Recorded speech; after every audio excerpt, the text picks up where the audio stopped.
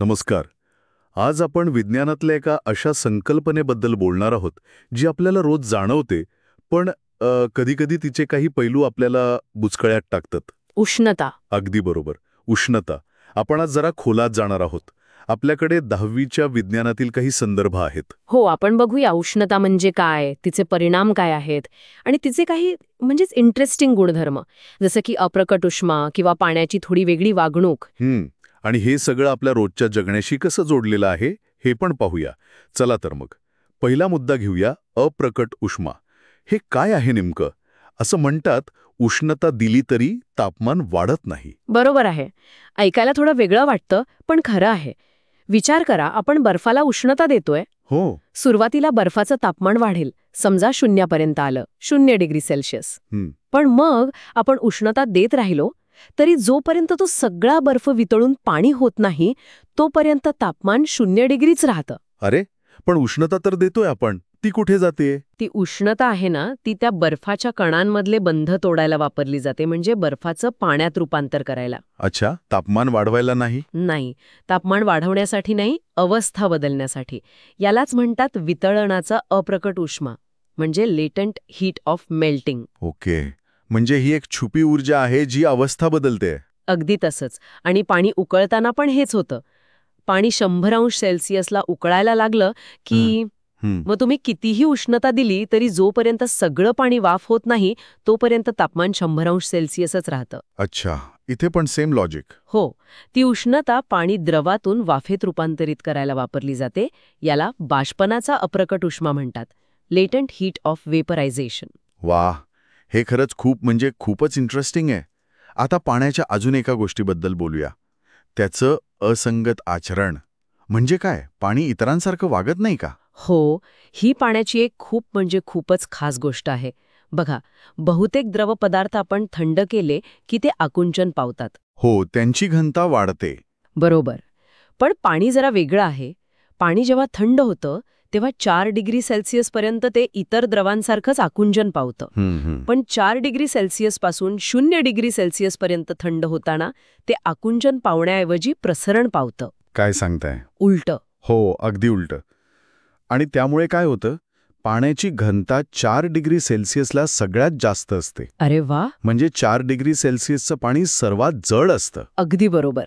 आणि याच्यापेक्षा थंड पाणी किंवा याच्यापेक्षा गरम पाणी दोन्ही हलकं असतं. याचा काही परिणाम होतो का आपल्या आजूबाजूला? खूप महत्वाचा परिणाम होतो, विशेषतः थंड प्रदेशात. तिथले तलाव बघा, जेव्हा हवा थंड होते तेव्हा पृष्ठभागावरचं पाणी थंड होतं. ते 4 डिग्री सेल्सिअस पर्यंत थंड झालं की जड होऊन खाली जातं आणि खालचं तुलनेने गरम पाणी वर येतं. पण जेव्हा पृष्ठभागावरचं पाणी 4 डिग्रीपेक्षाही थंड व्हायला लागतं तेव्हा ते प्रसरण पावतं, हलकं होतं आणि वरच राहतं. खाली 4 डिग्रीचं जड पाणी तसंच राहतं. अच्छा, म्हणजे वर बर्फ तयार झाला तरी खाली पाणी राहतं. अगदी बरोबर. वर कितीही थंडी असली आणि बर्फाचा थर जरी असला तरी खाली 4 डिग्री सेल्सिअसच्या आसपास पाणी राहतं. आणि म्हणूनच मासे आणि इतर जलचर त्या कडाक्याच्या थंडीतही जिवंत राहू शकतात. कमाल आहे.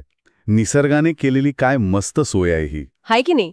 आणि दुसरीकडे हिवाळ्यात पाण्याच्या पाईप्स फुटतात कधी-कधी. हो, ऐकलंय. त्याचं कारण पण हेच आहे. पाणी गोठताना 0 डिग्री सेल्सिअसला प्रसरण पावतं आणि पाईपवर प्रचंड दाब येऊन तो फुटतो. ओके. आता पुढचा मुद्दा, विशिष्ट उष्माधारकता, म्हणजे स्पेसिफिक हीट कॅपॅसिटी. आपण बघतो काही गोष्टी पटकन गरम होतात, काही उशिरा. असं का? याचं कारण आहे पदार्थाची विशिष्ट उष्माधारकता.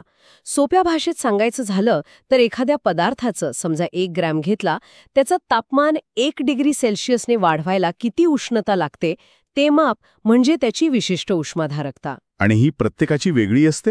हो, प्रत्येक पदार्थाची ही क्षमता वेगळी असते. एक उदाहरण घेऊया. समजा आपण लोखंड, तांब आणि शिस यांचे समान वजनाचे गोळे घेतले. ठीक आहे. आणि तिन्ही गोळ्यांना एकाच तापमानापर्यंत तापवलं, समजा 100 डिग्री सेल्सिअस. आणि मग त्यांना एका जाड मेणाच्या थरावर ठेवलं. काय होईल? ज्यानं जास्त उष्णता धरून ठेवली असेल तो जास्त खोल जाईल मेणात. अगदी बरोबर. यात लोखंडाचा गोळा सगळ्यात जास्त खोल जाईल. कारण दिलेल्या पदार्थांमध्ये त्याची विशिष्ट उष्माधारकता जास्त आहे. त्याने जास्त उष्णता शोषून घेतली आहे. आणि तांब, शिस त्यामानाने कमी खोल जातील. हो. आणि पाणी? पाण्याची विशिष्ट उष्माधारकता तर खूपच जास्त आहे. जवळपास 1 कॅलरी प्रति ग्रॅम प्रति डिग्री सेल्सिअस. म्हणजे पाण्याला तापायला खूप वेळ लागतो आणि थंड व्हायलाही खूप वेळ लागतो. अच्छा, म्हणजे जास्त विशिष्ट उष्माधारकता असलेला पदार्थ हळू तापतो आणि हळू थंड होतो. परफेक्ट. आणि म्हणूनच पृथ्वीवर एवढं पाणी असल्यामुळे आपल्या हवामानावर त्याचा परिणाम होतो. पाणी तापमानातील बदल लगेच होऊ देत नाही. ते तापमान स्थिर ठेवायला मदत करतं.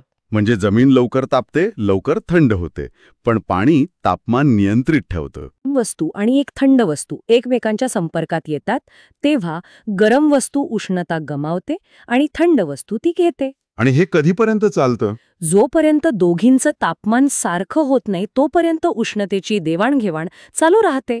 गरम वस्तूने गमावलेली उष्णता बरोबर थंड वस्तूने मिळवलेली उष्णता असते. वाह, आज खरंच उष्णतेबद्दल कितीतरी गोष्टी नव्याने कळाल्या. अप्रकट उष्मा, पाण्याचं ते 4 डिग्रीवाले वेगळेपण आणि ही विशिष्ट उष्माधारकता. हो ना?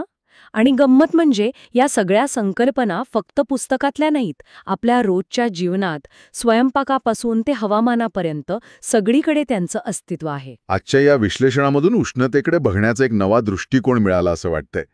जाता जाता एक विचार येतोय मनात. जर विचार करा, सगळ्याच पदार्थांची विशिष्ट उष्माधारकता पाण्याइतकी जास्त असती तर काय झालं असतं?